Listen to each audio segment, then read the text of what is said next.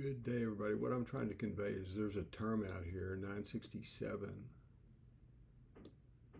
Okay, and of course there's an infinite number of terms past that. But I want you to find a term greater than 967, which is in the sequence. And by the way, notice that this is 4 plus 9 times 107. And that's exactly what it means to be a member of this sequence, this arithmetic sequence, because it's the first term plus 9 times some number. That would make this, by the way, the 108th term, since you got 107 and then you got 4 as your first term. Okay, so this is actually the 108th term in the sequence. And I want you to find a term greater than 967 in the sequence that is a multiple of 967. Okay. Now you may be directly able to work with something in this form, but it would be a lot of trial and error. Now notice that this is the mod arithmetic definition of our series. We stipulate that y is greater than or equal to 4. You can state this equivalently just like we stated it up here, y is equal to 4 plus 9m, let's say. Okay, this is the equality version of this statement. All right, and m would, for our purposes, m would be greater than or equal to 0. Now, something that's pretty crucial here is this notion of a multiplicative inverse. That's very, very useful. And what really helps here is that notice that 4 and 9 are relatively prime numbers. Let me write this down.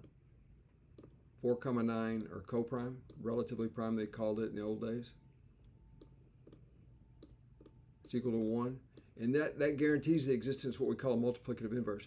In this case, note that 4 times 7 equals 28, which is congruent to 1. Just like reciprocals in the rational numbers. And of course, this is mod 9 here. Now this is key to our development, and it goes pretty fast from this point. Okay, now and notice this is equivalent to saying something like 5/3. Let's do this, 5/3. This is just a rational number. This is the modular arithmetic version of reciprocal. Okay, 3 times 5. These are guaranteed to exist in the field of rational numbers for all non-zero elements. It's called a reciprocal over there, okay, but you still get 1, right? Well, you get a 1 right here also. Now notice this gives us a really handy way to construct what we need here. Now this is an important statement in the general sense for n is greater than equal to 0. Okay, notice that 9 is certainly congruent to 0 mod 9.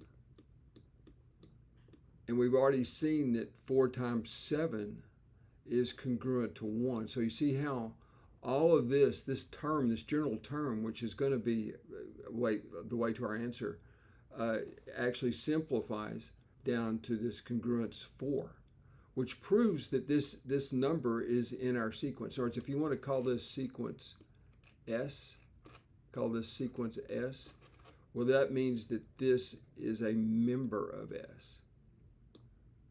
Okay, so we have constructed a general term that is an element in this sequence. Okay, but it also, you see how it's congruent to 4, so it's real boring from a modular arithmetic point of view, but it does gen extra numbers. Notice that if we take n equals 1 right here, we actually get 967, okay, which is our number of interest, right? 967 times 24. 28, excuse me, okay? Now I won't go to the trouble to multiply that. It's not important, but what is important is that it's a multiple of 967. It's a multiple of 967, which is what we were trying to show. Find a term greater than 967 that's in the sequence. We've showed this is in the sequence because it is congruent to 4. just based on this general truth here. And so we're done. The one that I found, I'm not saying it's necessarily the next one, would be 967 times 28. Okay. And again, there's no claim that this is the very next one. And I believe you can verify that, again, a multiple manifestly of 967. So we're done with what we set out to do. But I also think that you could check 9670 and it works. But that would be tedious. You would just have to check you would have to keep checking until you got a remainder of 4. Whereas we have constructively produced an element in the sequence that has a remainder of 4 in this case. Okay. And notice we've proved much more here. We've proved that there's an infinite number of terms in this sequence that have the divisors. Let me look at what we got here. 967 that have the same divisors basically. Okay, so for example, let's just make it simpler as far as our m here. Notice that if we chose m equals 1, okay, we would have the divisors. This would be 13. Let me do this. 13 is guaranteed to be a divisor. Okay, and also what do we have for if we choose this just to be 1? Okay, we would have 28. So you would have 13, 2, and 7. See, 13, 2, and 7 would be divisors of an infinite number of terms in the sequence. And you could change m to whatever you wanted to create other prime number divisors. So in other words, I think any prime that's congruent to 4 mod 9 is going to be in this sequence, any prime. So, but again, 13, 2, and 7 would be divisors of an infinite number of terms because n greater than or equals 0, n equals 1, 2, 3, 4, all the way out ad infinitum, right? So it proves much more. This is just kind of a special case to show you the power of modular arithmetic. But anyway, this is our number right here, 967 times 28. Okay, thanks for viewing.